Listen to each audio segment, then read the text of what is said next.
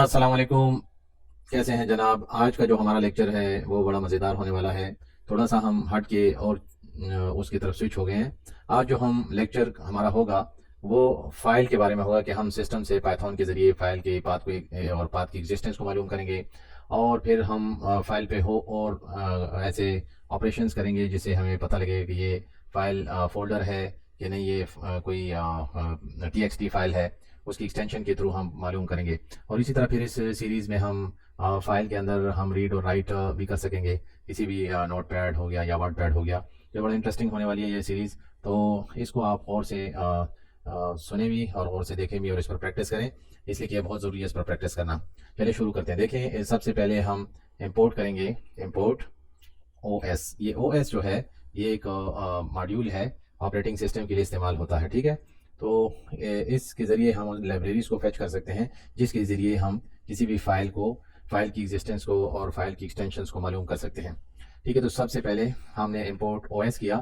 फिर हमें एक फ़ाइल का नाम चाहिए होगा, एक वेरिएबल ऐसा जहाँ पे हम फाइल की पाथ को स्टोर कर सकें।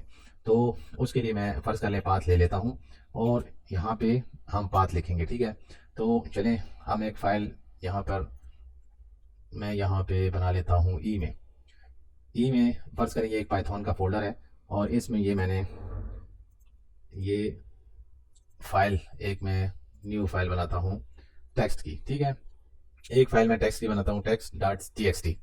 और एक मैं फ़ाइल बना देता हूँ इस वाली टेक्स्ट की। ठीक है, TXT, ये भी टेक्स्ट है। ठीक है, और एक मैं फ़ोल्डर बना देता हूँ, इसका नाम है फ़ोल्डर रख देता हूँ। अब ये तीन किस्म की, ये दो फाइल है और एक फ़ोल्डर है।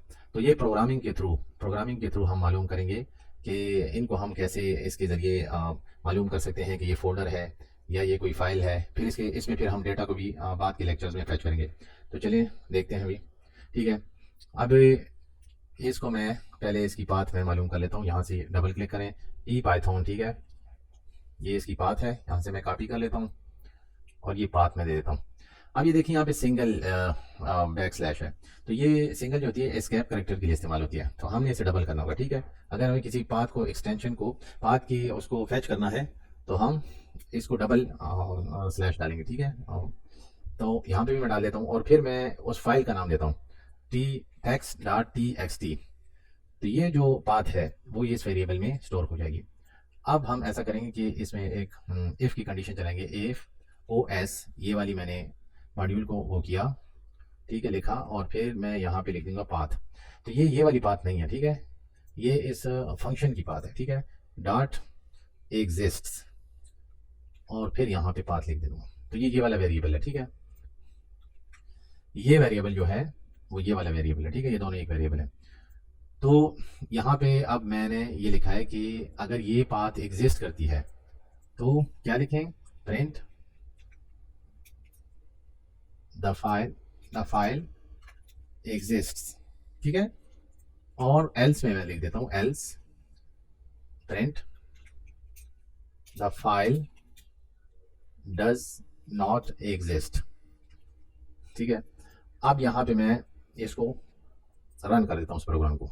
तो देखें, द फाइल एग्जिस्ट, ये वाली बात जो है इसने ये TXT फाइल ये वाली इसको मैं इसको उठा लिया। ठीक है, अब अगर मैं यहाँ पे इस TXT की जगह TX लिख देता हूँ, सिर्फ TX, तो ये एक्सटेंशन गलत हो गई। ठीक है, अब ये लिख रहा है the file does not exist. ये देखें, the file does not exist, इसने ये फाइल यहाँ पे मौजूद नहीं है।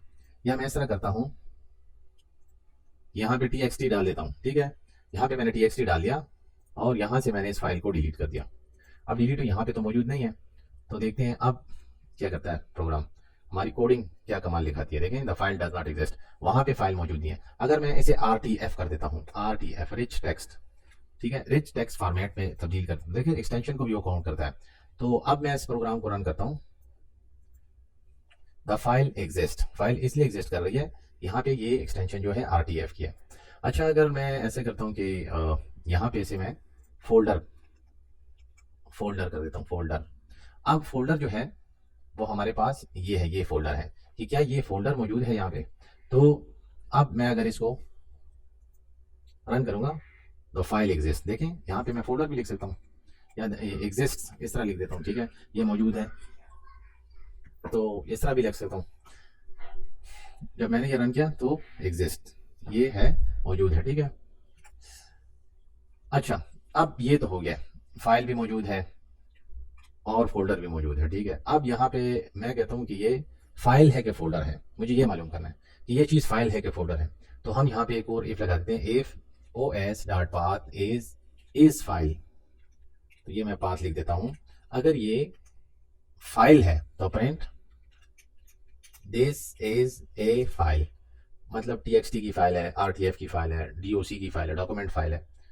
और फिर यहाँ पे मैं लगा देता हूँ elif os dot path is directory, folder को हम डायरेक्टरी कहते हैं, और ये तो print this is a folder भी कह सकते हैं हम, और इसे हम डायरेक्टरी भी कह सकते हैं, ठीक है। तो अब देखें, ये यहाँ पे जो भी बात होगी वो इस वेरिएबल में सेट हो जाएगी, इसमें स्टोर हो जाएगी। इसीलिए हम इस बात को ये इफ़ के ज़रिए चेक करते हैं। तो अभी यहाँ पे मैंने फोल्डर दिया हुआ है, तो देखिए मुझे ये वाला प्रिंट कर देगा, रन किया, दिस इज़ ए फोल्डर। लेकिन अगर यहाँ पे मैं लगा दूँ txt.rtf, ये मैंने लगा दिया, और जब मैंने प्रिंट किया यहाँ पे तो दिस इज़ ए फाइल, इसने इसको उठाया, ठीक है। तो इस तरह हम किसी फाइल की एग्जिस्टेंस को या किसी फोल्डर की एग्जिस्टेंस को जो कंप्यूटर में मौजूद हो, यहाँ पे मैं डीओसी की फाइल भी बना सकता हूँ, ठीक है। यहाँ के अगर मैं डॉक्यूमेंट किसी ये वाली बना दूँ DOCS, ठीक है, और इसका नाम मैं दे दूँ न्यू, फर्ज करें इसका नाम न्यू DOCX है। तो यहाँ पे हम new dot DOCX, new DOC लिखा, तो अब ये इस फाइल को उठाएगा, ठीक है। This is a file, this is a file, ठीक है। तो ये इसको, ये डॉक्यूमेंट को भी ये उठा रहा है, ठीक है। तो उम्मीद है आपको ये लेक्चर अच्छी तरीके से समझ में आ गया होगा। आप इस पर प्रैक्टिस करें, और प्रैक्टिस की वजह से ही आप इन चीज़ों पे आपके उसको अबूर हासिल होगा, प्रोग्रामिंग को, तो आगे आपको बढ़ने में मदद मिलेगी।